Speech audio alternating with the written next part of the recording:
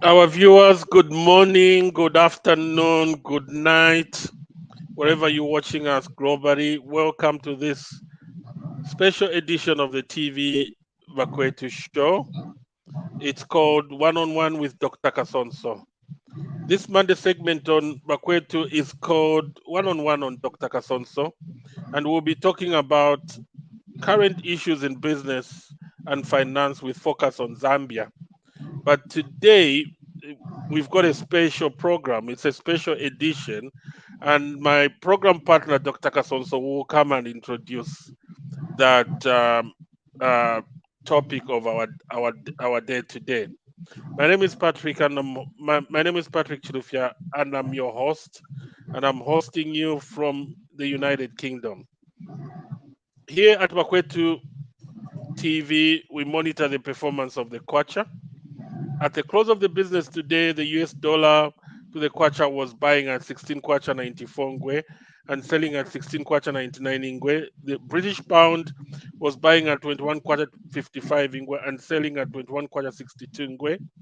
The euro was buying at 18 kwacha 17 ngwe and selling at 18 kwacha 23 ngwe. The South African rand was buying at 1 kwacha 7 ngwe and selling at 1 kwacha 8 ngwe. The kwacha posted small gains and appreciated marginally above the rates obtaining in the last 1 month. The kwacha continues to hold relatively strong against major convertible currencies. This stability is good to local businesses. Now I introduce to you my program partner, Dr. Kasonso. Dr. Kasonso, can you please introduce yourself? Thank you, Mr. Chilufya. It's always a pleasure to work with you on these Monday nights or Monday mid-afternoon here in Washington. And I would like to welcome you, our viewers, particularly our hosts in Chiwempala and other syndicated places in the Republic of Zambia. We are always excited to have you, and please notify others that we bring you useful information. Today, we'll take a break from our series of shows on the subject of economic development through innovation and the adoption of new technologies. We take a break today, and we are going to review the President Hakainde Hichilema's press briefing that took place this morning. And our focus are particularly business issues. So we want to address the business implications of the president's briefing.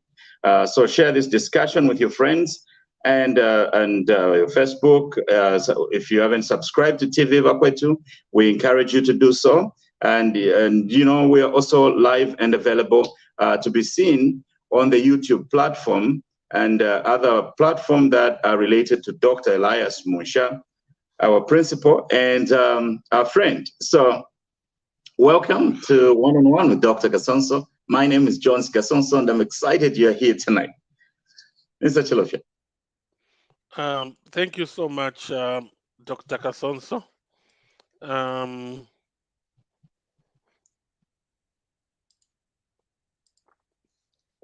Before we go into question time, we're gonna pause a bit and play some music. There's something I need to check around. Just for some few minutes, we're gonna pause around.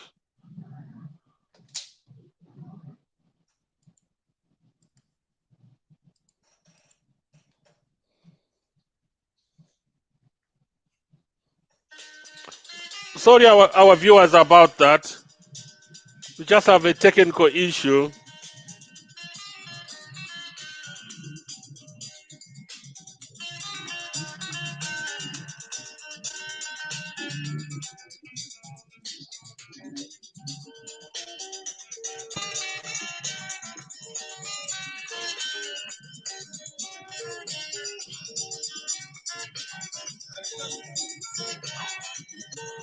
Very lovely.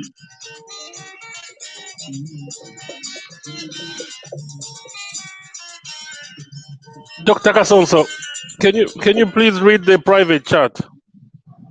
Okay.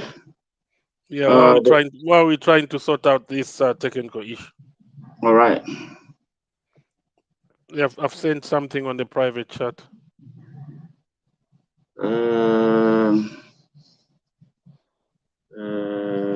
Okay.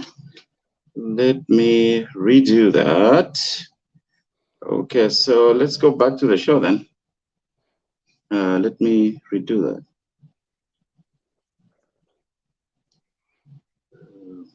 Okay, are we ready to go back?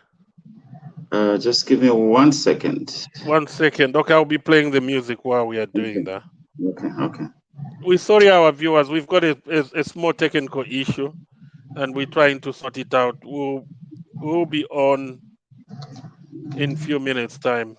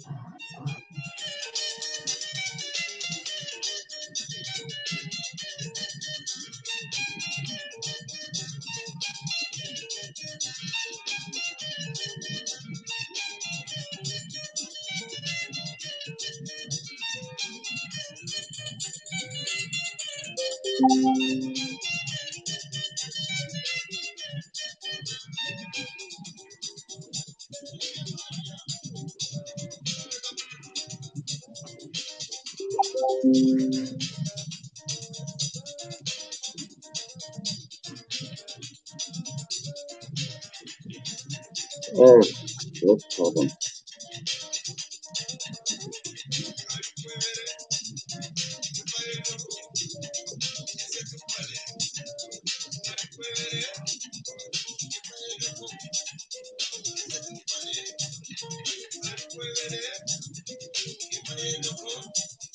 Dr. Kasonso, Just hold on, just give me 1 second. you've sent me. Okay, now I've heard. Just give me 1 second. I'm coming.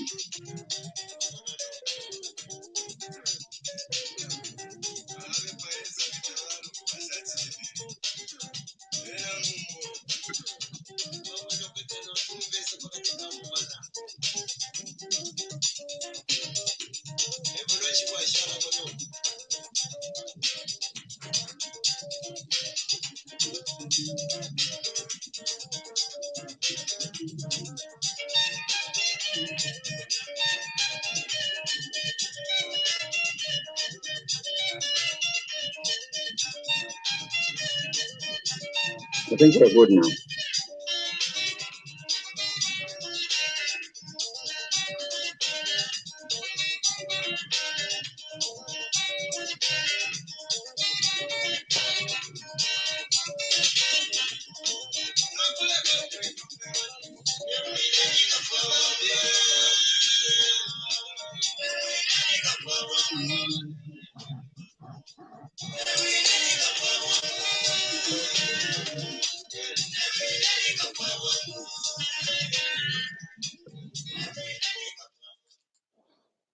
If you're between 40 and 65 years old and don't have life insurance,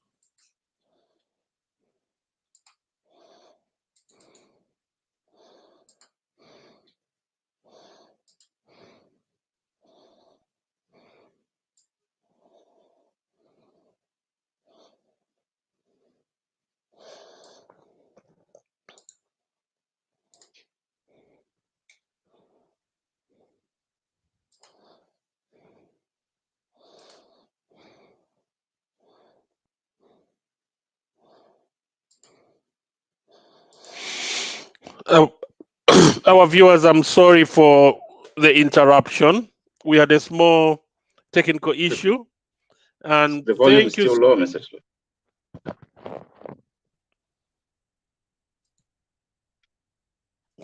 Can you hear me? Can you hear me, Bakasonso? Hello, Dr. Kasonso, can you hear me? Your volume is still very low.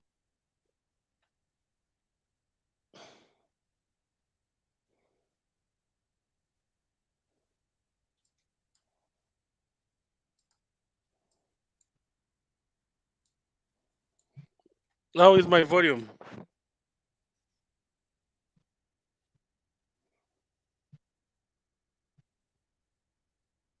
You're muted, Mr. Chilufya.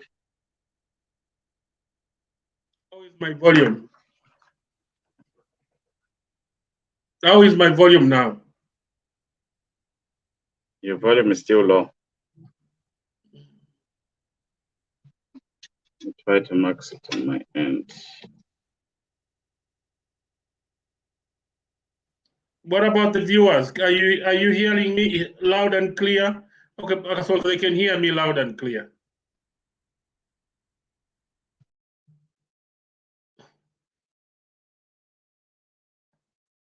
Now, viewers, we had few technical issues. Now they are resolved. I'm just waiting for Dr. Kasonso to come. But before Dr. Kasonso comes in, We're we've good got now. another. Okay, before Dr. Kasonso comes in, we've got another guest on this show today. Where we'll be analyzing the presidential speech. And my special guest is a UK-based global digital information systems expert, and his name is Mr. Nelson Bimbe. Mr. Bimbe, can you introduce yourself, please? Thank you, viewers. Thank you, Patrick, and thank you, Kasonso. Welcome, and nice to see you again. I'm happy to be here to share with you the topic of tonight. Just a quick introduction. My name, as what Patrick said, is Nason Bimbe. Uh, I, I am in the digital information digital space, mostly for development. My background is in computer science, software engineering.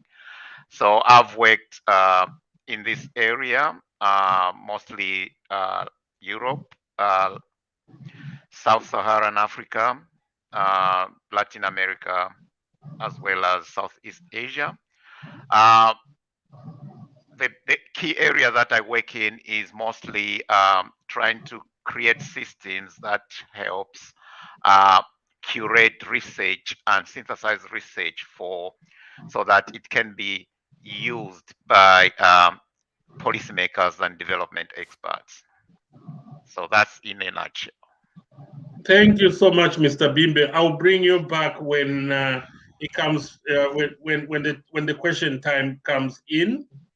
Thank you. Dr. Kasonso, now we are going into the question time.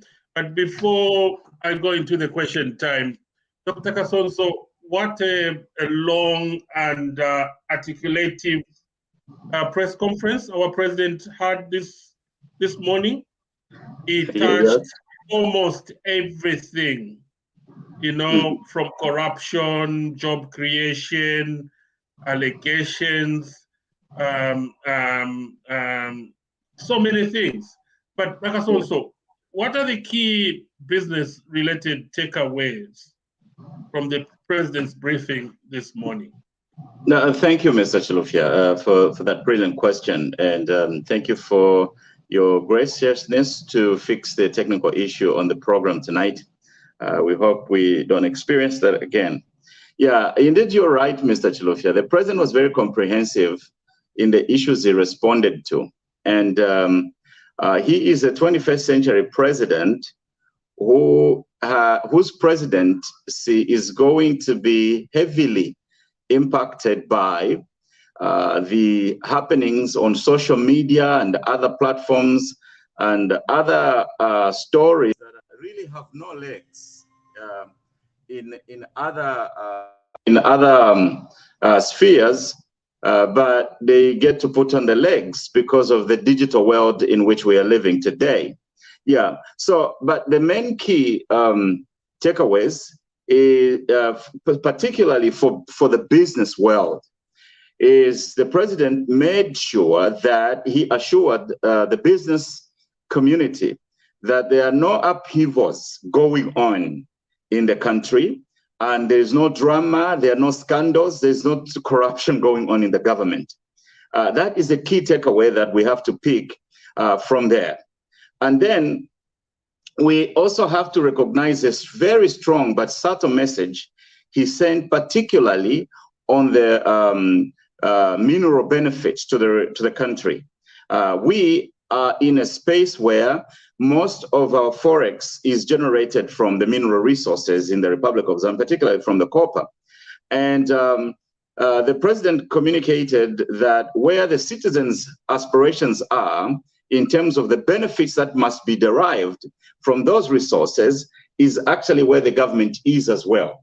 So on the inside, they are working out the modalities to ensure that what other countries benefit from the natural resources is not any different from what we're benefiting from our natural resources. So the two key issues that I've pointed out on that question, Mr. Chilufya, are number one, to conscientize and to communicate with the business environment that there are no scandals going on in his government and there's no drama going on in the country.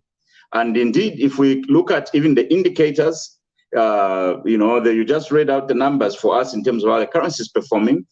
There is incredible stability going on. It's an effort to promote business. So businesses are assured that there are no corrupt deals going on in the government, and businesses are assured that the law is going to be followed. Businesses are assured that people won't lose their investments overnight because of the propensity and the appetite to make adjustments and changes. And then we understand and we also know that the president sees with the citizens eye to eye on the issue of copper. Here on this show, we have decried the poor contracts that were signed by those exploring our minerals in our countries and previous governments. And he made it very clear that that is the past. And going forward, things are going to be done differently. So those are the main two key takeaways: conscientizing business stability and raising, maintaining our hopes that the people of Zambia are going to benefit from their mineral resources. So those are the two things that I picked up.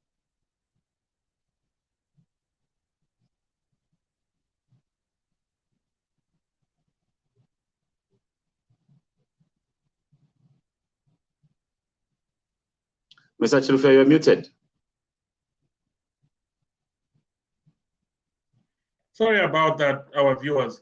Kasonso, that was fantastic. Yeah, my next question is, Kasonso, could you identify any lapse between our topics here at Bakwetu TV on one-on-one with the presidential briefing today?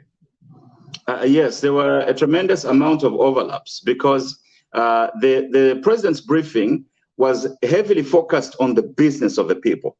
And since we discuss issues around money on this show, you could see that there were overlaps. And I also noted two key ones. Number one, the president indicated the limitations of the current legal structure. Remember, Mr. Chilufya, here on this show, we did a show on proper corporate regulations.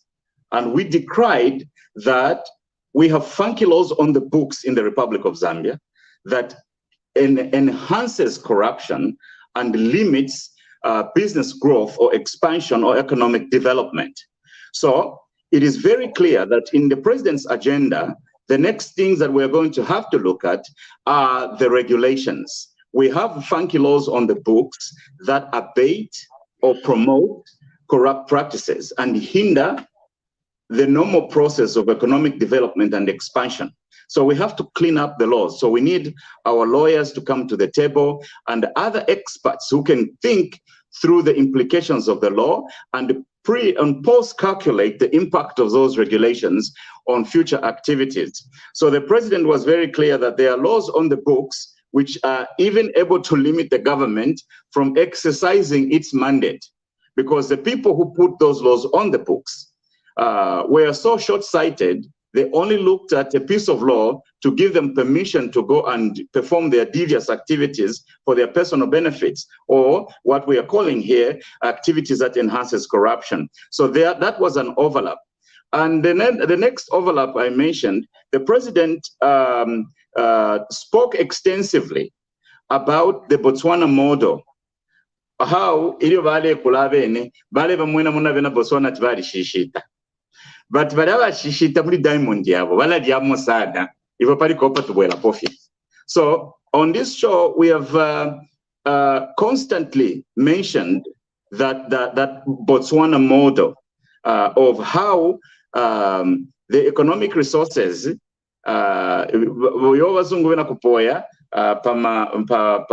pajinga kakinzanza kavankambo must benefit the village, must benefit the cities, must benefit the citizens, and must benefit the country. So on that score, the president the president showed us that he is on our side and he is our guide to fight for us. So but because he's on the inside, he has to walk a delicate balance of measuring and as well as balancing between foreign investment interests and the needs of the local people. So I noted that, and that was an incredible overlap of the things we do here every time, to conduct a little bit of research and to bring education and stories that enhances the well-being of our people and promotes business in the Republic of Zambia. Yeah, that's fantastic, Kasonso. But the president today was something else. It went on for over 2 hours. And he kept on emphasizing, especially corruption, because corruption is very important. You know, fighting corruption will bring a lot of confidence. even as we are negotiating with World Bank and IMF, they want Zambia to be free from corruption, and our president was very clear. And I remember lamenting that if he had a way, he would go to Parliament and change the laws, you know, because there's certain laws that are hindering this government from doing what they're supposed to do, you know, and that was fantastic. But Kasonso, there was something, because we said the business impact on that press conference, just on agriculture. He's saying we're running away from FISIPs. It's not just about fertilizer and seeds. It has to be holistic. Loans, support, irrigation, you know, all those issues. So not just about giving people seed and fertilizer, you know. So to me, that was fantastic. And then he also said, those people who are in government who are corrupt, and if there's somebody who gave Milingo Lungu immunity, they are on their own. So which means the president categorically stated that he never gave Milingo any immunity, and not anybody in government, but if there was somebody, that person is on their own. And we'll soon know who is that person, and they have to go. We have to deal, obviously the investigative wings have to deal with that person who illegally gave immunity to somebody who is not supposed to have immunity. So, so let's move on. Thank you, sir. Thank you for that contribution. Yes. Yeah. So going forward, so we've discussed the impact of corruption. So we are talking about corruption, very important. Impact of corruption on business in this country on this show. Dr. Kasonso, to what extent is the fight against corruption working for Zambia?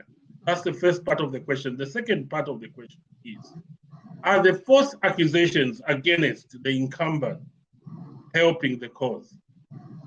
Over to you. Thank you, Mr. Chilufya. That's a brilliant piece of discourse. Yeah. So the extent to which the current fight against corruption in Zambia is working for Zambia depends on a number of factors, and I'll go through a few of them. Number one, it is impacted by the extent to which corruption is abated by bad laws on the books.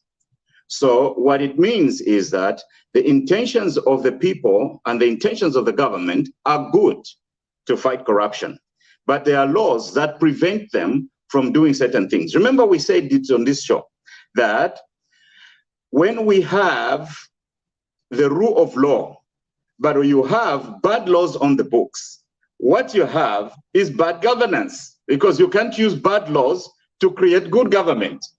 So we need to steadily move as a country and as a people, steadily move into revising the laws and cleaning up the laws so that those funky practices that can inhibit or abate can inhibit the fight against corruption or abate corrupt activities are removed from the books.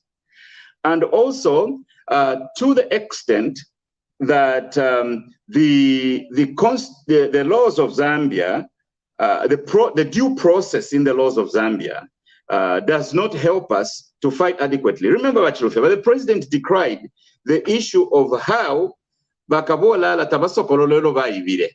But laws ya Zambia, they have to be arrested today. Within 48 hours, they have to be taken to the court of the law. So they have to be given bail if it's a bondable offense. And now the dilemma is that so if we are to be able to promote the fight against corruption, then it means that we have to create laws that people can fear.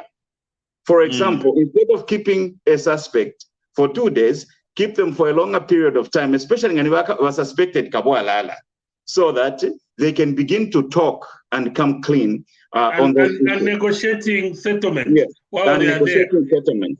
Yeah. So the other thing is, to the extent that that fight is being undermined by those with outstanding corruption cases.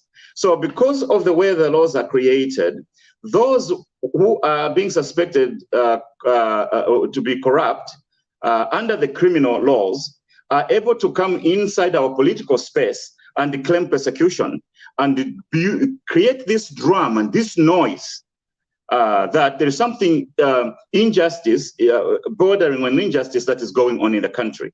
So those who have been accused, because of the due process and because of the bad laws, those who are accused have become dramatists and noisemakers to prevent the fight against corruption to work for Zambia.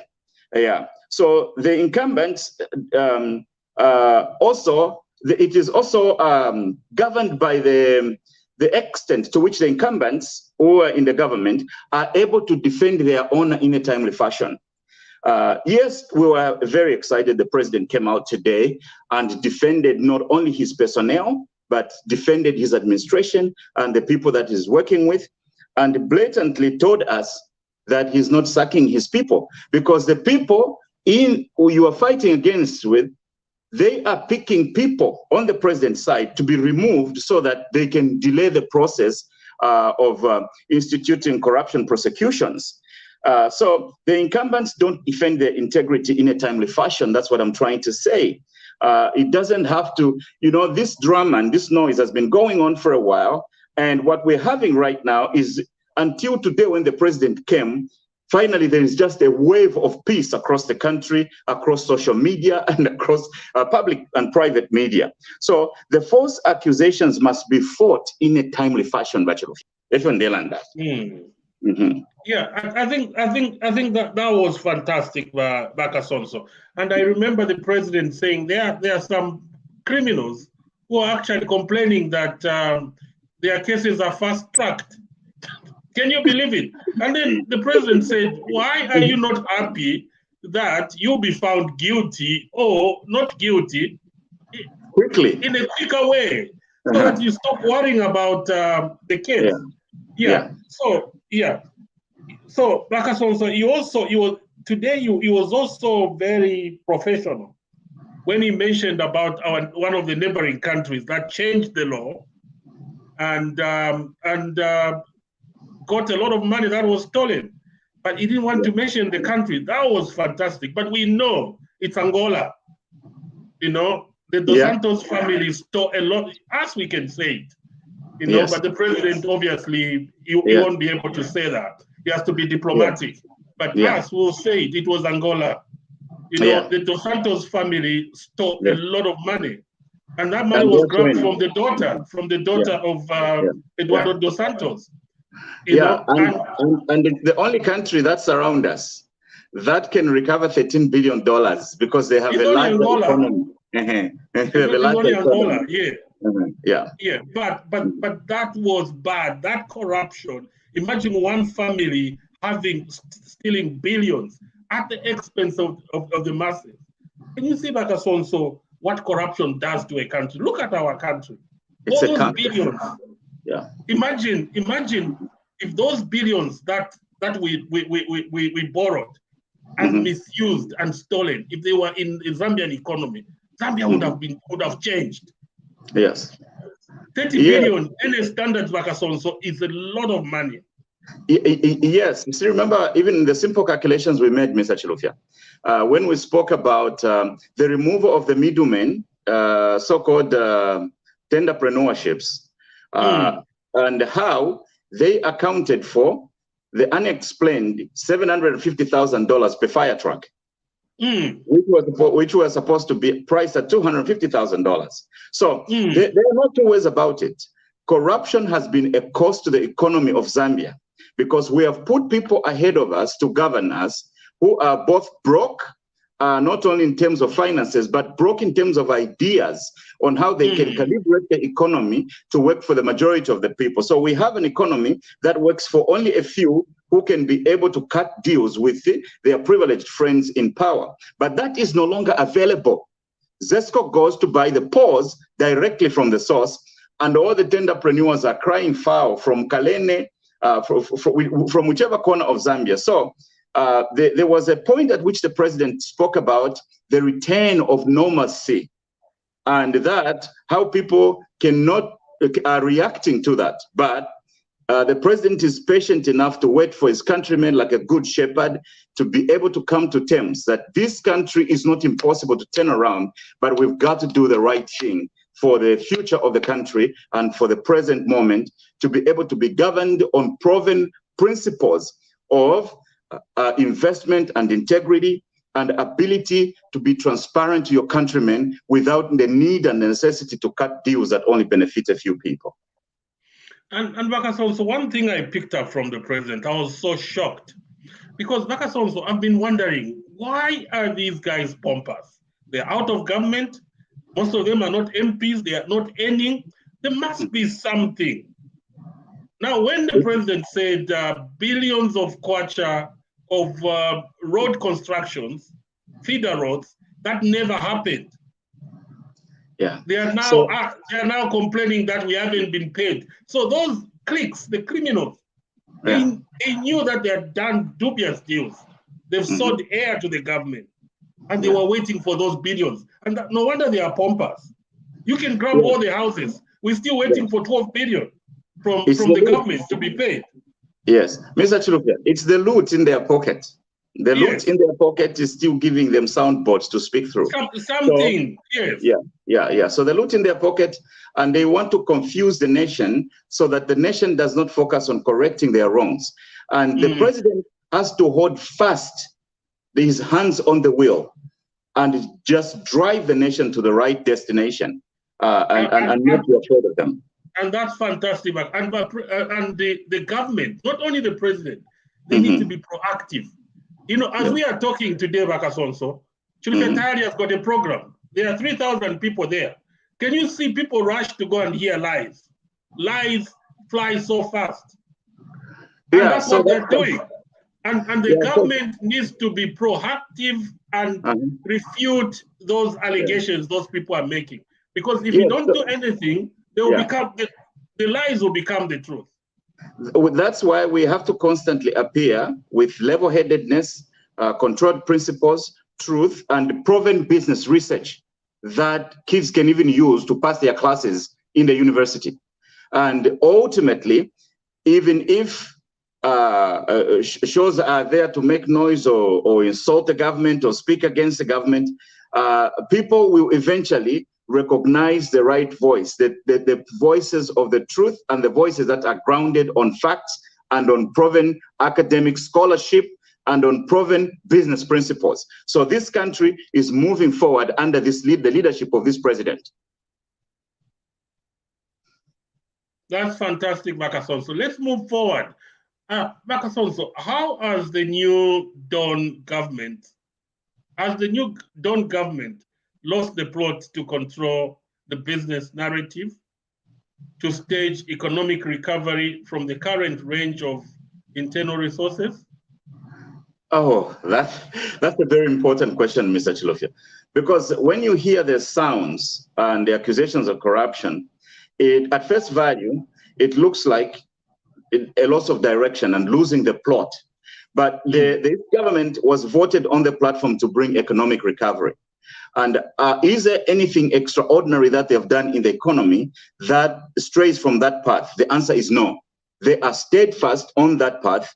But at the moment, they are saddled. The government is saddled by a lot of factors that they cannot control. And a lot depends on to what extent they can have a control over these matters. For example, the IMF agreement hangs in the balance at the moment. If that does not succeed, it will put the country in a difficult situation. So we have to start devising alternatives to that strategy. Now, our hope and our prayer is that the government is successful at this. But the fact that there's been a little bit of a stalemate on that means that the government cannot control the outcome of that situation. Number two, the recent one is the war in Ukraine. We don't know when this war is going to end, but even if the war ended, the implications and the impact that it has created on severed relationships between Russia and the Western countries is going to have some lasting effects in how business is conducted globally, and therefore there is some effect that government must begin to account for and look into. And then the outcomes of most corruption cases also hang in the balance because of bad laws on the books. It is not unfathomable that some of the people who should actually be held to account might actually escape because we don't have a legal system that can be able to control or help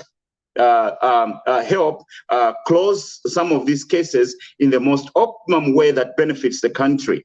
And finally, the extent to which the new investments can lead to growth in projected output of copper.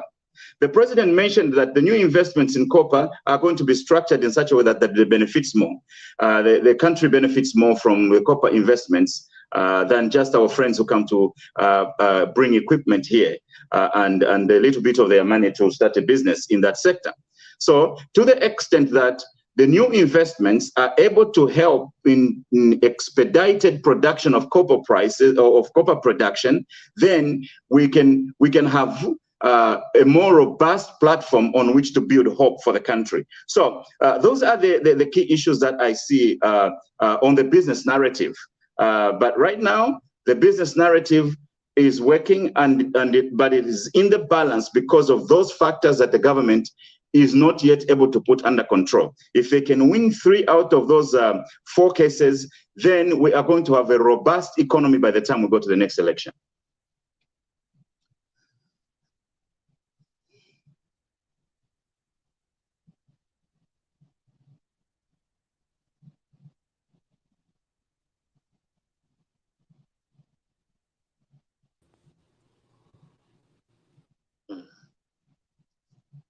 Mr. Chilufya, are you muted? I can't hear you. Yeah, Kasonso, you can see the comments that are coming from the people. I'll be putting them, this is Alex Mayota. Hello, TVBakwetu. I just love the way the head of state articulate issues and very professional. So that's Alex. Now, Kasonso, before I bring in Mr. Bimbe and other guests, including Bakwetu crew members who are in the background, come and ask questions or make comments. There is something that has been going on, in the UPND party, our party. There's people have been complaining about not the president being accessible, not the president himself, but the people who are working around the president, not allowing people, giving access to the people to see the president. One of the videos that went viral yesterday or the other day was the aspiring candidate for Mukushi North, Mr. What's his name, Kunda. Kunda complained that, I don't want to mention names here, I don't want to start accusing people. One of the people at State House, obviously somebody who's supposed to be allowing people to see the president is preventing people from seeing the president. And if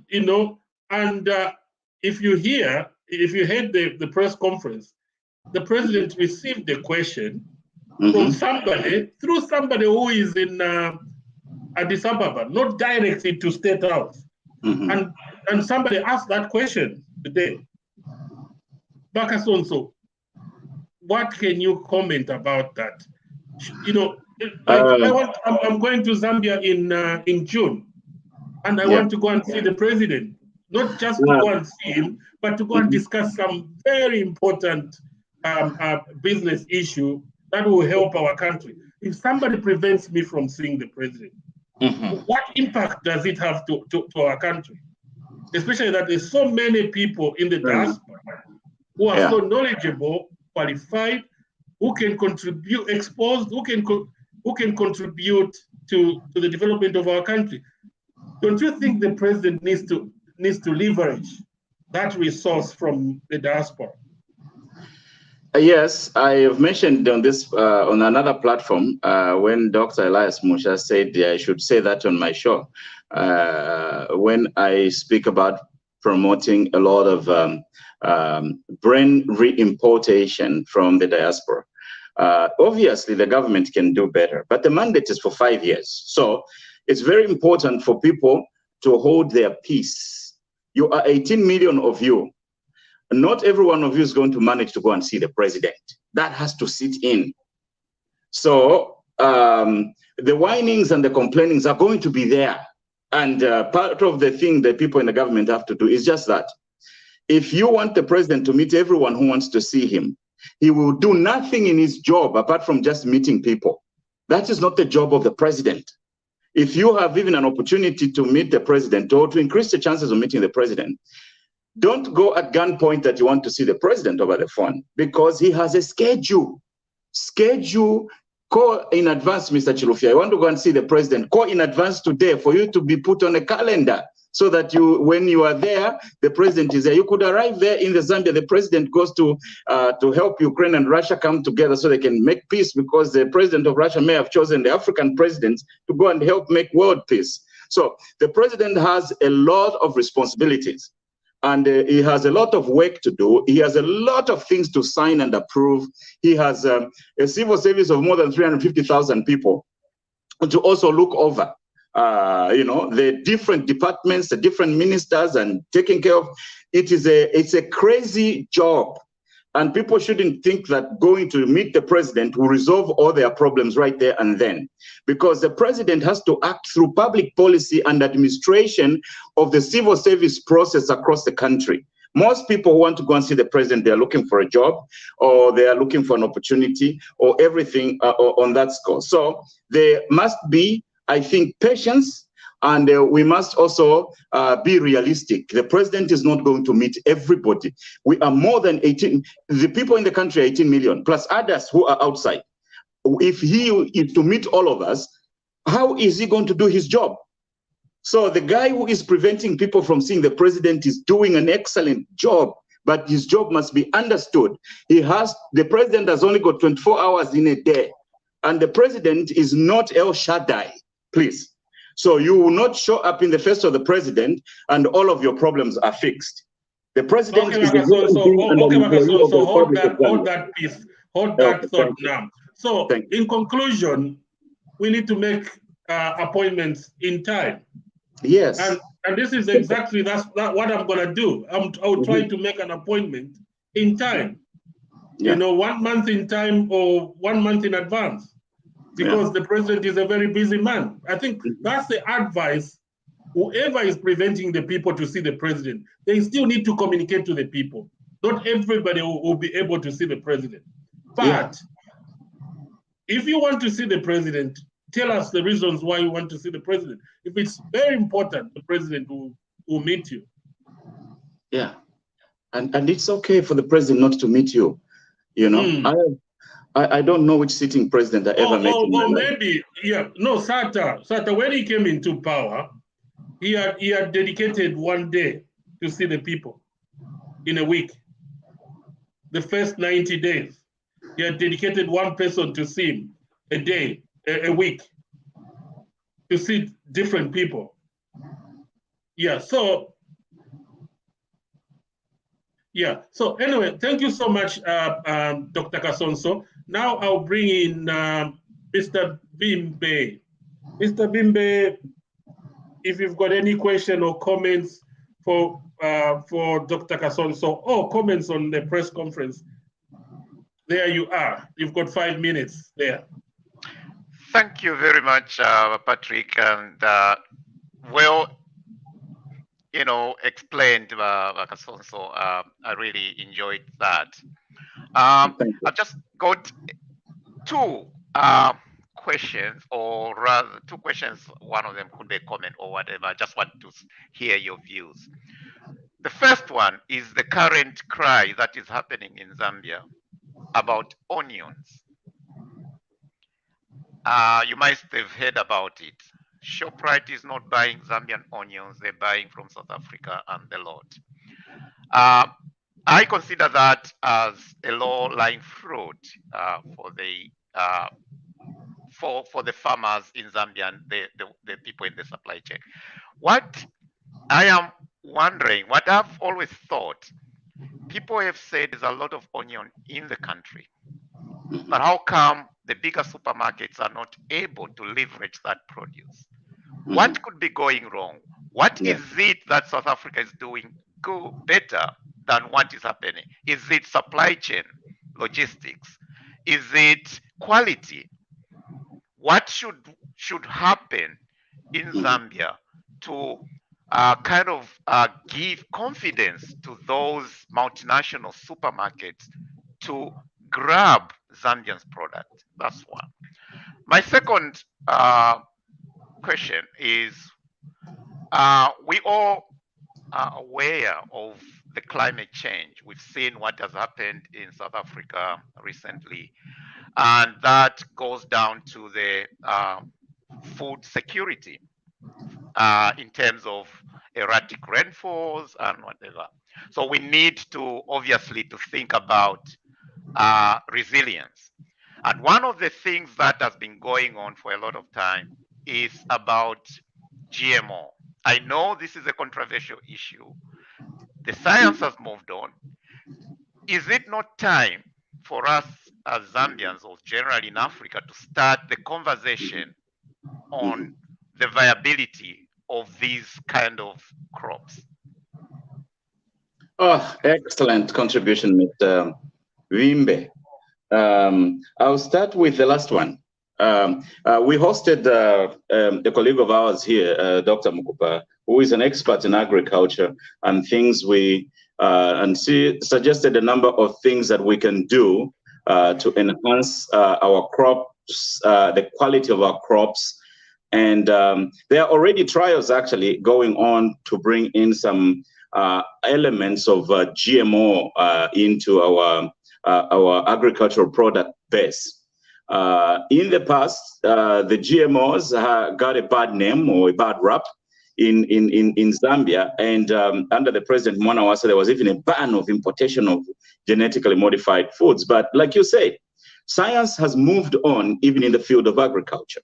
So, and even harmful GMOs have a way in which the standards of research and improvements that have taken place have been limited.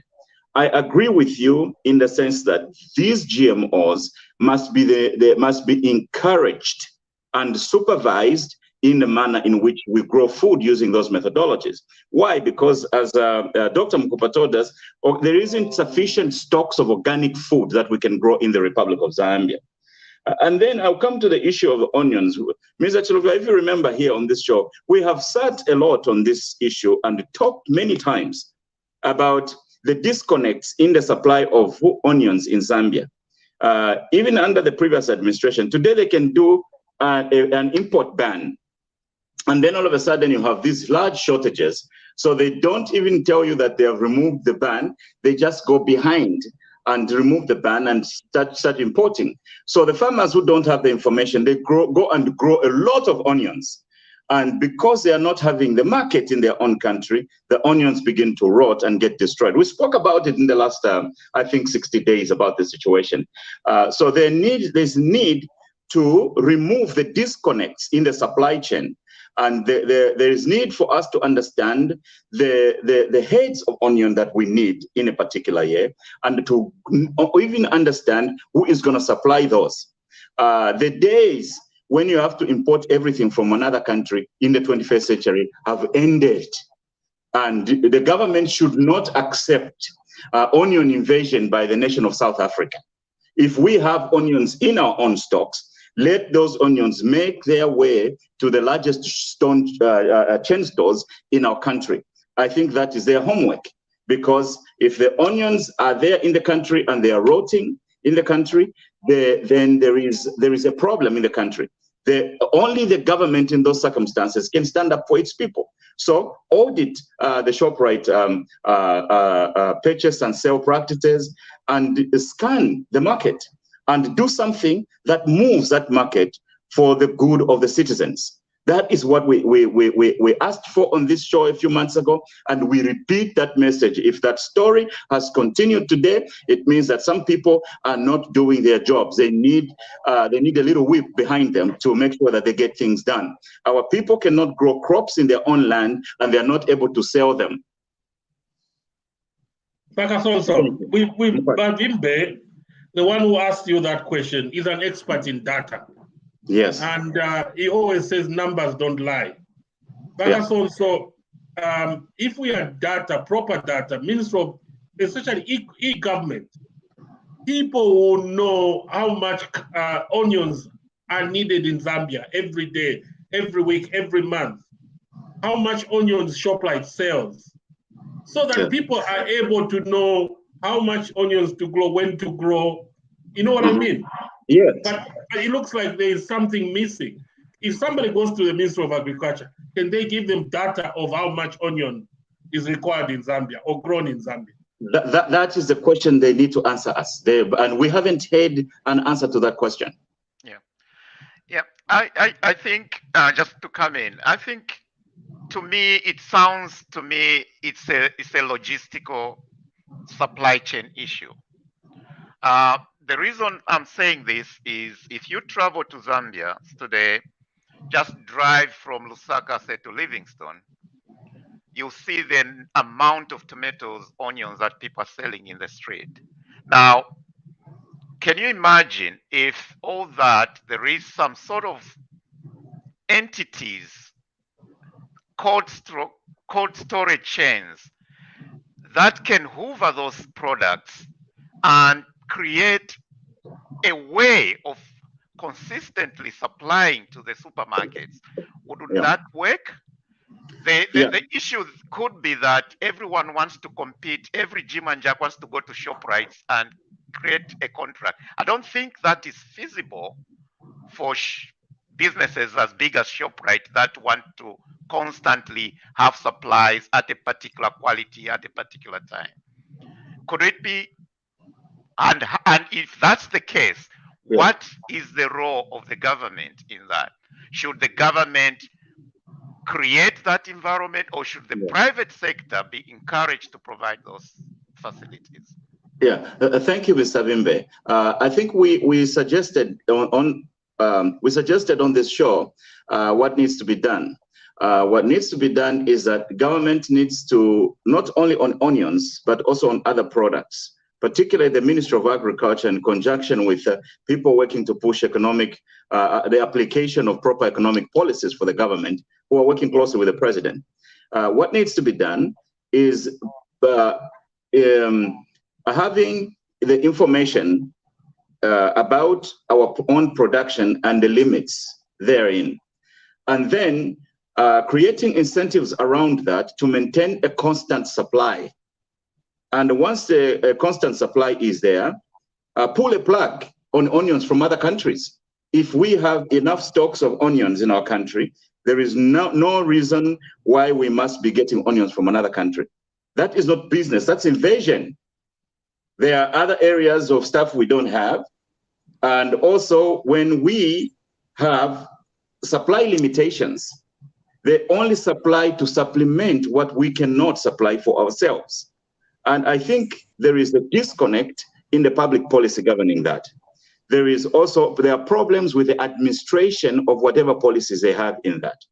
And there is a lukewarm or laissez-faire attitude towards implementing the message from the numbers that they are getting around that. So it is, but all of these are fixable, both in the short term, in the medium term, and in the long term. Thank you so much, Kasonso. Thank you. Now for a change, we've got a lady, Chilufya. Any questions, any comments for Dr. Kasonso? Good evening, everyone. I think it's just a comment. Good evening. To the address. I greet everybody on the panel and all the listeners. I just want to make a comment really about something that has been going on in our country. And it looks like it can't stop, and it will never stop unless we rise up as one. From Kenneth Kaunda, takwa tala kuventungulushia tukwanga Hakainde Hichilema. Takwa tala intungulushi iya ba chusha ba sevanya. I mean, what can I say? This man had to beg to get into Chipata. I mean, to a point where it became so painful that almost 2 million Zambians had to stand up and go and vote. That is the kind of pain that we had. Talk about the diaspora. The diaspora, we fought so hard. Kasonso na Chilufya, you know what I'm talking about. Nabarinde, Naba Mkelewai. You know what I'm talking about. We fought. But this thing, tribalism, it's still continuing. What I ask from all Zambians is this. Why should we wait for the Tonga people to defend themselves? The Tonga people, who do they belong to? They belong to the Zambian government. They belong to us, Bantu Besu. Within our families, twalichita integrate twalyupana Hakainde, Abalunda, Luvale, bonse twalyupana Babemba, bonse twalisankana. Nomba mwala solo la poshani mtundu mo mletu kakasuba konse. Ngabana besu imitima yakula umfashani, abeshikulu besu bakashala shani muchalo echao naika. Zambians rise up. Ngamwa umfafyo muntu alelanda pamutonga nangu vale tukaba tonga. Kabien to the nearest police station and report that person. Ngamuli akabungwe, go and report. Let us rise up and fight tribalism. Because this shall not end. We have to put a stop to it. Tetemo wachela. Umuntu ale tukafye kateka. Ale tukafye ntungulushi. The number one person in our country, maikalilo kumutu wakasuba konse. Nomba ifengata tumuchindi ke muchalo motu amusala okwebata tungulule. Abantu bakunse kwa chala baka muchindika in other countries. I just had to make that comment. It grieves me as a mother to hear a continuation of insults towards the Tonga people. It grieves me as a Zambian to hear abantu abakalamba with, I don't know whether they have common sense. Abana besu twala bashashani muchalo ekyakobati tubapatule. We can't do that. Thank you so much for that. Thank you so much, Chilufya, on that. Kumushukuri bamabatu fundiro kwa bata kanyere na konga wakapimpira kala suma. So akanyere nga wakapimpira kala suma. Kanyere is an ant, and if you keep blocking its way, it can bite. This whole thing of tribalism, we have tackled it here on our country. It is a serious economic problem. You find people even insulting Ingombe. They think Ingombe are animals, but they when you go to their house, they had non-economic animals called dogs, and they sleep outside the house, and they don't have Ingombe. So what we have to do is those of the people who are practicing politics that are not enhancing the conversation of unity in the nation, we must catch them, prosecute them, and lock them up. Thank you.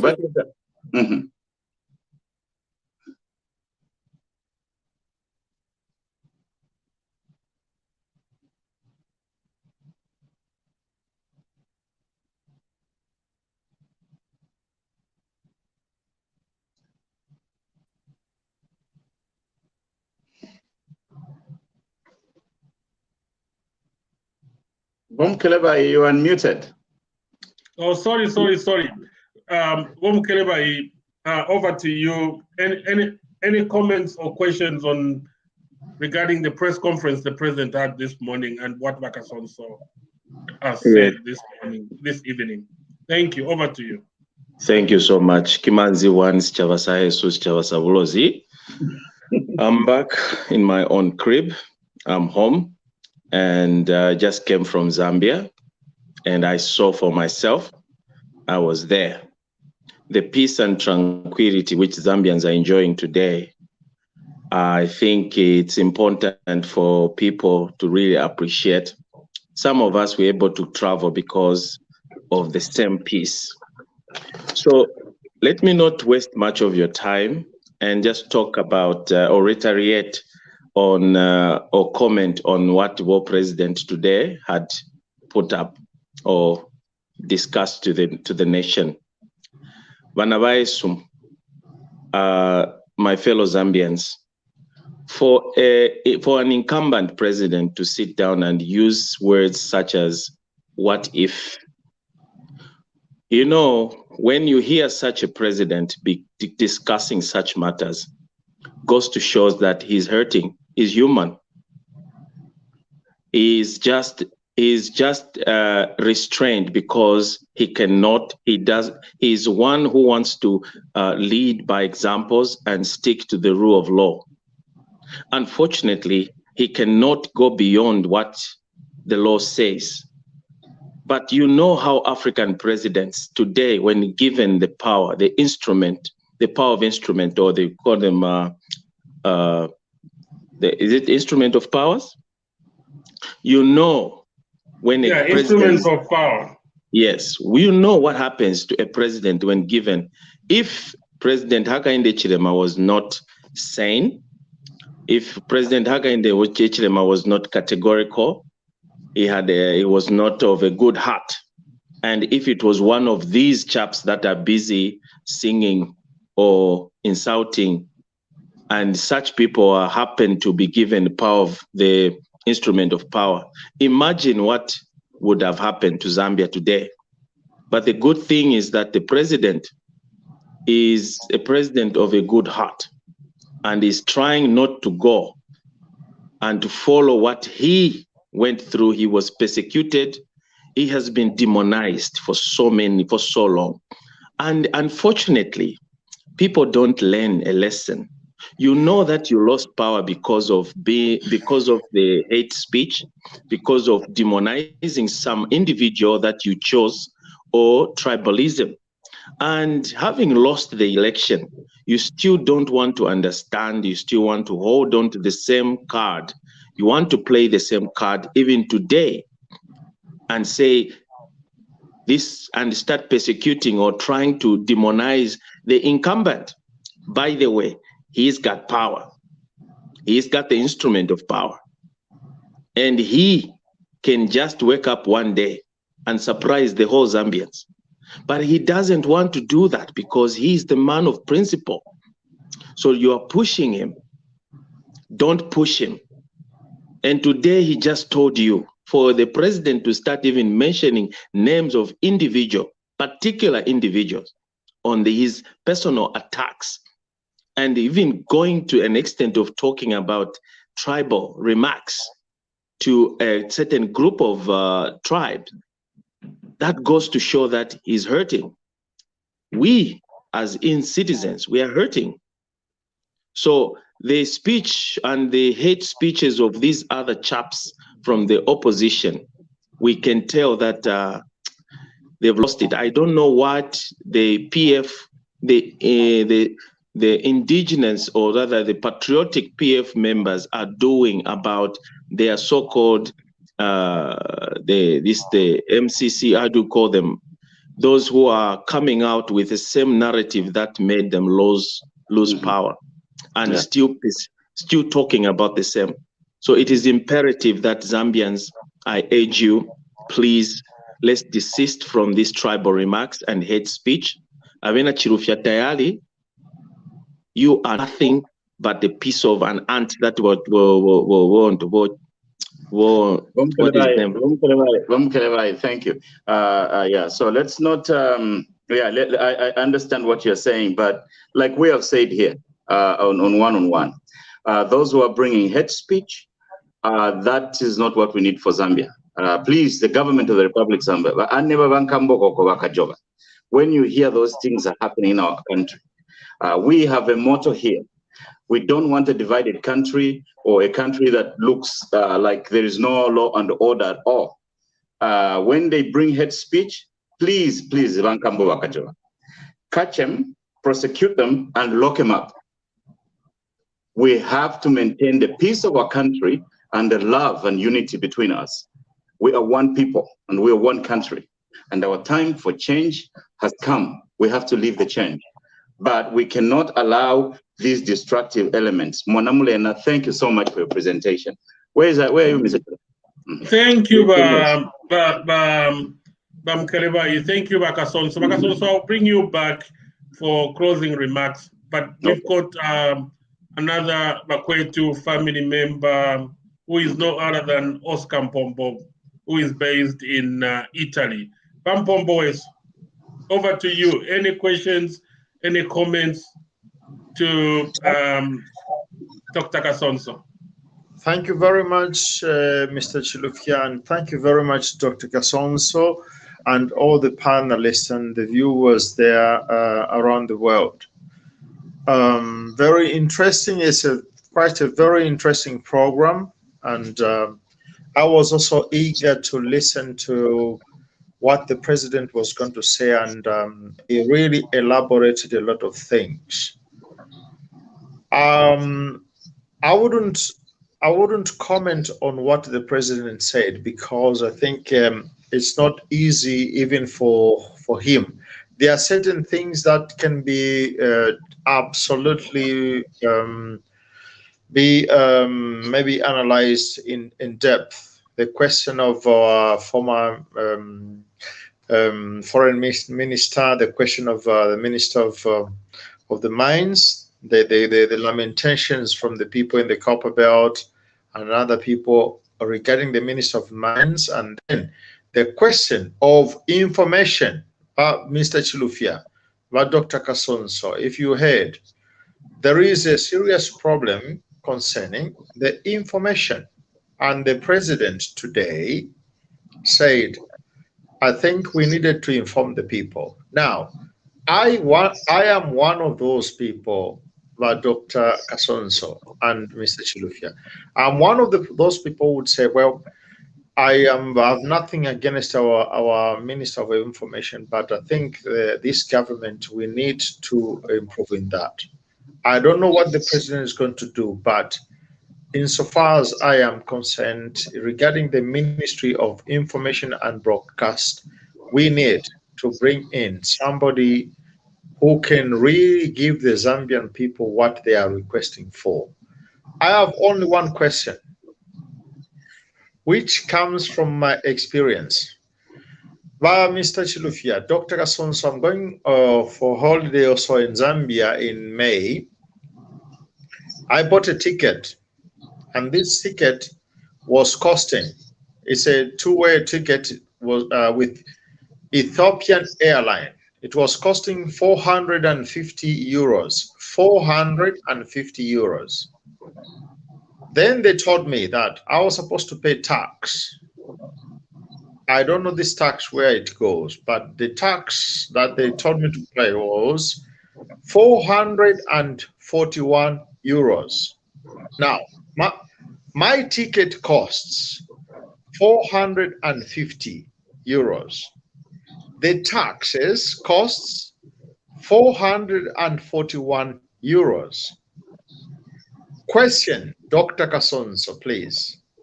Yes. Imagine what can happen in Zambia if our country, our president, our country, would tax the mines to foreign investors the same way these type of business people, airlines in Europe, they are taxing me as a diaspora. Okay, I am not a European. I am going back to Zambia. I am a diaspora man. I am being taxed 49% of the cost of my ticket. Dr. Kasonso, do we even need the IMF money if at all our Zambian country would tax the gold mines, the uranium mines, the manganese mines, the precious stones mines, and the copper mines? If our country would tax, I'm not going to ask for 49%. I'm just asking Dr. Kasonso for 50 to 30% taxations. That's my question. Thank you, and I submit. Yeah, Dr. Kasonso, I'll allow you to come in to answer that question and also make closing remarks. But what I'm going to do is I'm going to allow Bimbe Nabamkerebai just 1 minute their closing remarks. Okay. Bimbe, over to you. Yeah, Thank you very much, Patrick. My closing remarks is, I'll just go back to the press conference, and I think the president was eloquent in that press conference. He's answered a lot of the burning issues that citizens had, and I hope all this will come, will lie down and not prop up again. My worry still is to do with who is propagating all these kind of things. And I think it's our friends who lost the elections and they can still believe. And I keep saying they are trying to erase from people's memory the 10 years of misery. The issues that the country is facing emanates from that 10 years. And we cannot just move forward just like that. And I think we have, as long as they don't come around to really talk about that, we have to remind them constantly that we are where we are because of what happened.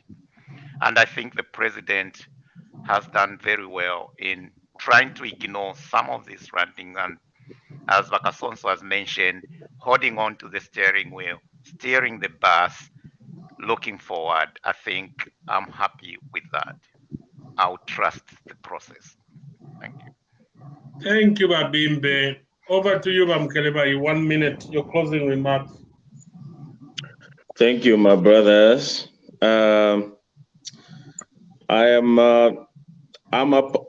really disappointed somehow to the sentiments from the opposition that are busy trying to propagate hate and other negative sentiments, even when there's something that is positive that is being done to the country. And the government has also explained thoroughly to the reasons to why some of the subsidies were dropped and some of them have been put into other things. So we understand that aspect, and I don't see any reason why our so-called opposition should continue trying to attack, but that's their way to do things, hence them having lost. So my point is, we the Zambian people, we do not take advice from incompetent leaders or from failures. Like what I saw, our roads are pathetic. I was going to Western Province just immediately after Kwamboka. Oh my goodness. I couldn't believe that somebody would even have the audacity to face the Zambian people and say, the infrastructure, look at what we have done. I felt like insulting them, but never to Kanila Mtima, because I was so upset. You're not supposed to do that during Kwamboka. I really insulted them, Kasonso, because what I saw, the road, especially at Kaoma there from TBZ to the main town center of Kaoma, it was pathetic. It was like it's like Ukraine being bombarded by Russia. That's how I felt. It is pathetic. And people have even told me to say the roads from Sesheke to Livingston to Sesheke, it's worse. That's why we have trucks that are moving from Copperbelt, taking copper, using the Mungu Road, which is also pathetic. I wonder what all these chaps, including the so-called vice president that we had, who came from Western Province, I really bled. I felt so bad. I cried when I used the public transport, the bus, to go to Kaoma to visit my mother. I just felt so terrible. And the other last thing I wanted to say was, please, government officials, you, the New Dawn, open your communication to the people. People need to communicate to you. They want to talk to you. but you are closing up. I don't know what you are fearing. The Zambian people are not interested in your positions. They are not. We are only interested in disseminating and share the knowledge. So when we communicate to you, do not think we are after something from you.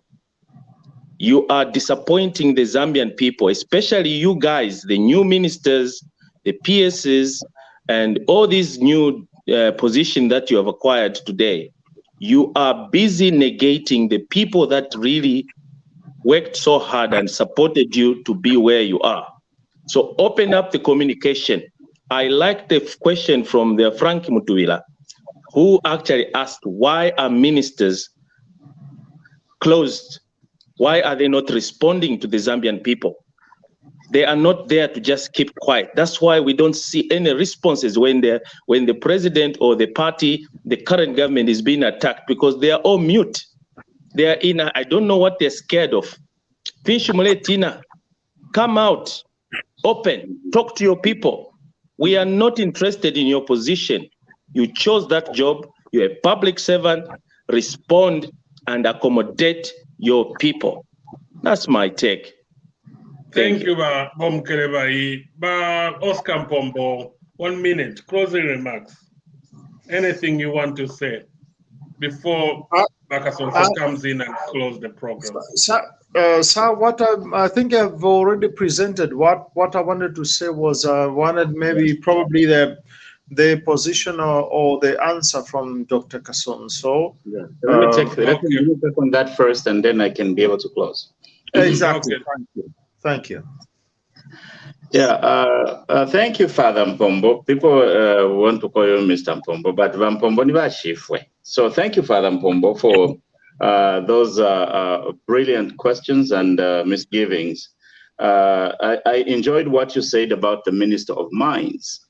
Of course, I can be accused of being biased. Minister of Mines, munandi twaliyangala nkuchira bumbo. So ngabale mulumbulesha ba PF, nichinene bale ntunga ka knife. So I'm biased. But his boss came here today and said, the things you are wanting that guy to be fired for are the things that we as cabinet are sending him to go and do, because there is corruption around the licensing of the mines. So we send him to go and cancel that. You come back in the media and say, fire the Minister of Mines, and he's doing corruption. So we have lost a sense of reality in our politics. People are trying to clean up the mess that was there. And they are the ones who are being accused of corruption when they're doing the cleanup. So it's like, if akasuba ku Zambia, chibeka tulire kukabanga nomba kambo kutulira kumasamba. The way we see the world and where the world is are two different places, because our arrangement and our economy was so dysfunctional. So I would like to congratulate my friend, the Honorable Paul Kabuswe, for the job well done. And that review by your boss mesmerized me here in Washington. I'm so proud of you, my friend. Concerning the Minister of Information, yeah, I do understand the way information management should be done, and how there doesn't seem to be a well-coordinated approach to that. And I'm sure the president has seen what we have all seen. And sometimes we could be a few steps ahead or a few steps behind. But what I want to see is government improving its information management system. What we have been doing since we took over government, we are UPND supporters here on TVBakwetu. Since we took over government, what we've been doing is firefighting. You can't govern a country with firefighting. You have to go ahead of your stories. Before you go and announce ZESCO is importing coal in a tender document, you throw that in the media a month before time, so that critiques and people can discuss the pros and cons, and then the government just comes and puts the icing on the cake, and the people will celebrate the government has done what the people wanted, because the information management system has to go ahead of the policy prescriptions and policy announcements. That is an area that needs improvement. As to whether there should be a change at the ministry, I think I'll leave that to the president. But there are many ways to improve the information management system without changing personnel. You can just change tactics as well. As to whether we can generate enough money than go to the IMF, people don't understand this further. The IMF money is more than the amount that the government is trying to get from there. The IMF money is a security, it's a surety that the government will follow a particular program that will lead to the repayment of the colossal sums of money that has been borrowed. Government does not use a cash-based approach in terms of accounting. Government uses an accruals basis of accounting. And what that means is that we can't just go to Munilunga and take over a gold mine and dig, and then we go and pay. You'll find that you can dig all the gold you have and you pay. This debt is still there because of the debt covenants that are there. So you have to constantly pay for your debts for a period of time. So government needs to be in a particular program that is guaranteed by a third party, a neutral third party, which is the IMF, which includes most of the people that even the PF borrowed the money from, including China. China is part of the IMF. So if the government is on that program, and then the government is able to expand the economy in the short term and increase the capacity to pay those monies back. So there is no, the substitute of, IMF, but if 1.4 or 2.4, we can get that money from copper, or we can get that money from taxes. That conversation is slightly misplaced because the basis of that is to create a guarantee and a program that will allow the country to come clean on its debts over a longer period of time. That's number one. Number two, let's think about taxes. We can't just say, let's tax the mines. Taxation, and I speak this as an officer of the Internal Revenue Service here in the United States. From taxes, the United States government is only able to raise 38% of the money it spends. And this is probably the biggest economy in the world and the best run tax system on earth. But they only are able to receive 38% of the government revenues from the taxes. And companies, corporations, probably contribute only 18% of that 39%. So world over, including here, companies are not necessarily the biggest tax contributors. It's, in this economy, it's the individuals, those of us who go to work, we pay in more taxes into the government than companies. And we have some of the largest companies on the face of the earth right here in this country. So the concept that we have about taxes in Zambia is very simplistic. Tax lusamushi, and the corporations are able to afford the best accountants that are able to help the corporation minimize the tax burden. And once they minimize the tax burden, they are able to give a bigger return to the investors in that company. And that is their job. So the hopes of saying, oh, let's increase the taxes. Even if you increase the taxes today, by the time you're going to see that money, it may be 3-4 years from now, because there are 3 accounts that you're going to work with. There's a deferred tax account. There is the taxes payable account. And then there's a movement of cash in between those. Government needs cash to pay for most of its services. So, but those accounts means that the tax revenue is not always going to be available at gunpoint. And that business sense, people need to understand that. The way the government's approach have done to expand the copper production, and if you expand the copper production from 800,000 to 3 million tons, which means that you're able to get more royalties on that. You're going to triple, more than triple the royalties amount that you are going to get. The royalties are cash, and it's quick cash that are coming in. But also you're going to change the investment structure. The investors are not going to get everything like the contracts that were negotiated by Bamwana Wasa with these biggest companies that are mining out of my grandfather's villages in Northwestern Province. Those were poor contracts. They were terrible contracts. And I made it known here. And the people of Zambia are getting nothing out of it because the people were not thinking financially. Now, that is a lot of mess to clean up. But the PF has left us with a lot of mess. Now, can you imagine? There is also mess that were left over from other poor contracts that they have to fix. Give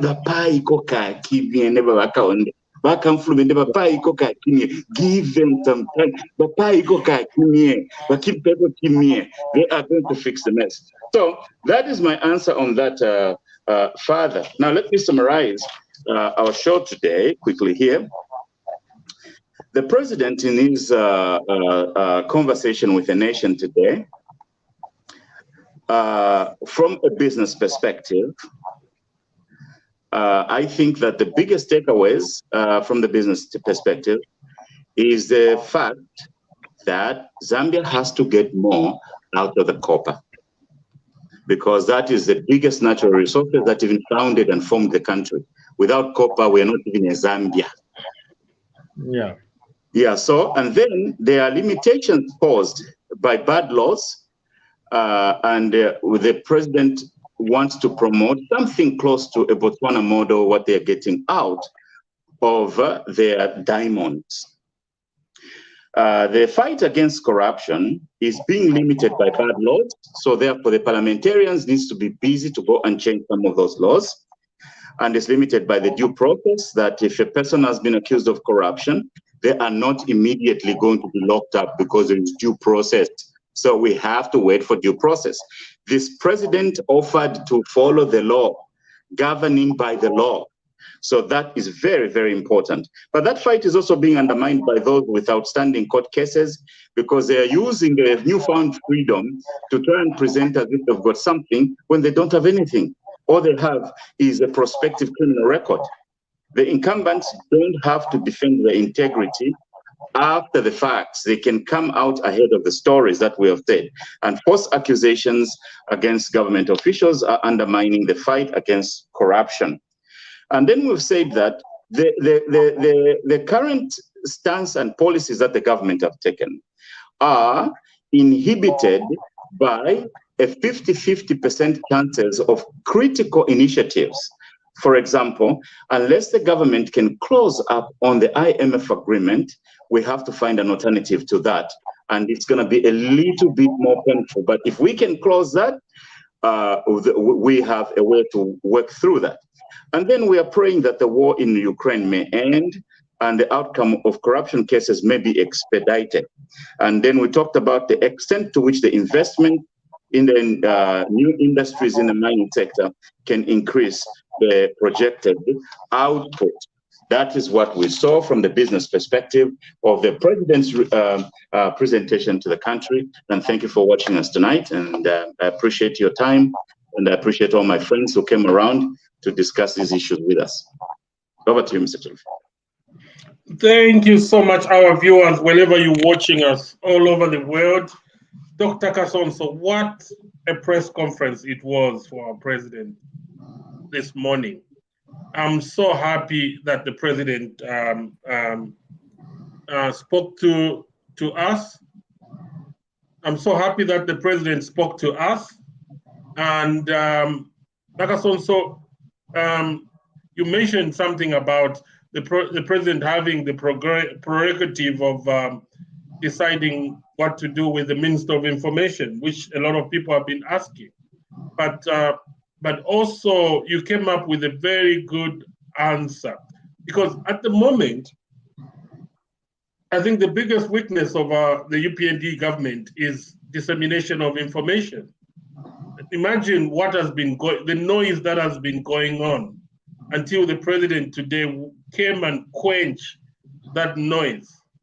You know, it looks like the opposition have taken advantage of something that is missing in the UPND government, you know, which is a better information strategy, or somebody, a spinner, you know, because, not firefighting. Because what we are doing is we are firefighting. Is, like what Dr. Kasonso mentioned, the issue of ZESCO. You don't wait until you decide that you're going to buy the pause from Zimbabwe, and then that's when you publish the information. a lot of companies, what they do, big companies, when they are restructuring or they are reorganizing, what they do is they drop information into the system. It's called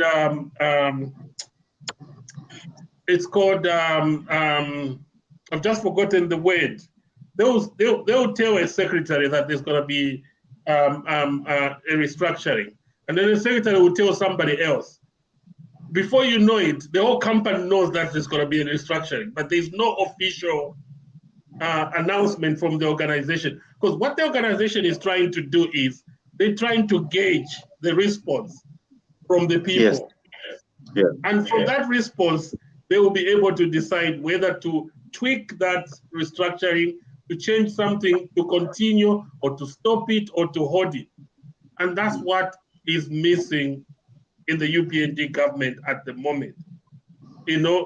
Proper information strategy. And I think the president knows that, like Kasonso, you mentioned that. And he must be doing something, and he shall be well. But let's not underestimate the opposition. They know what they're doing. And not only that, these people are working with some of the people. Some of them are not Zambians. Not long ago, they were mistreating Zambian citizens. They are not happy. They might be funding these guys. Chilufya Machainishi. And they're Chilufya Tayari cannot be ranting like that. He's paid. All these guys are paid, and they've paid the spinners, people who knows, the Mwambas of this world, the spinners. And then the UPND government needs to up the game to match these spinners. Or else, what they will be doing is, the moment they know that there was a press conference, Chilufya Tayari was at his press conference also. That's what they are doing. They're playing games. But if the government needs to have up this game, and because also you mentioned the Chinese, I don't have to lie. The Chinese are not happy that the UPND, the PF lost. And also, they've noticed that the Zambian foreign policy is tilting towards the West. And I don't think they will be happy about that. So, thank you so much. For us. Yeah, so thank you so much, Dr. Kasonso. Thank you so much, Nelson Bimbe. Thank you, Mukelebai. Thank you, Oscar Mpombo. We're now coming to the end of the program. Our viewers, thank you so much for your viewership.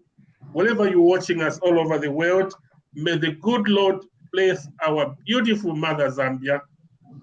Thank you so much. May the Lord also bless and protect our president. We need that president for another 10 years, and Zambia will never be the same. Good night and bye for now.